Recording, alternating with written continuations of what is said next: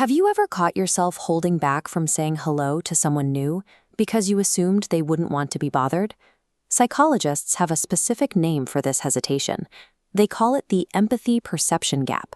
It is a measurable, systematic bias where individuals consistently underestimate how caring and receptive the people around them actually are. We know this exists thanks to a massive longitudinal study out of Stanford University, tracking the daily habits of over 5,000 students. Over the next few minutes, we are going to use the exact behavioral interventions developed in that study to build a personalized daily checklist. Step 1 will be understanding the data, and Step 2 will be immediate execution. Building these connections starts by adjusting your internal metrics. You are correcting a statistical misreading of how welcoming your environment actually is. Grab a pen or open a notes app. At the top of your list, write down the baseline rule for this exercise. People are generally warmer than you assume. This chart represents baseline Stanford data. The high mark is actual self-reported empathy.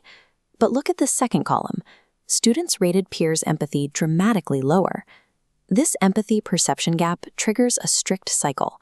Low expectations cause social inaction, which directly increases isolation over time. The researchers discovered they could break this cycle by showing students the real data.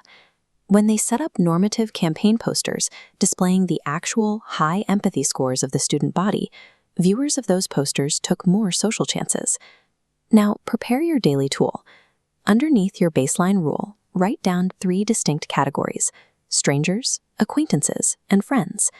We are going to fill these categories with what academics call social risks.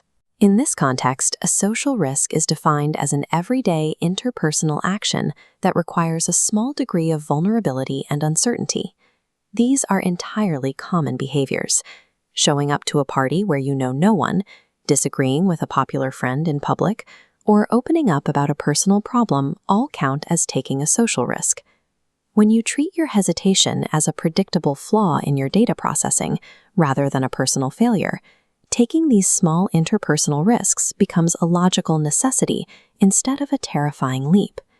Let's assign specific low-stakes actions to your 3 categories to finalize your daily checklist. Action item 1 goes under strangers. Today, you need to deliver 1 genuine compliment to someone you do not know. Approaching a stranger carries a high fear of rejection. Keeping the interaction entirely brief removes the pressure of sustaining a conversation while still letting you test the social waters. Action item 2 falls under acquaintances. You will initiate a brief conversation by asking a question entirely unrelated to work or school. Finally, for the friend category, your action item is to send a message sharing a minor personal struggle or a piece of bad news. Practicing targeted vulnerability with someone already in your circle is crucial to push a relationship past superficial boundaries. It invites them to respond with the warmth you might be underestimating. These 3 items mirror the exact behavioral prompts delivered to students via a phone app during the field experiments. This progress ring illustrates the impact of those prompts. The empirical data showed that students receiving these exact instructions were nearly 90% more likely to step outside their comfort zones and initiate contact. Your task is to execute these 3 items daily. As you do, pay strict attention to how the other person reacts, noting their actual receptiveness and warmth.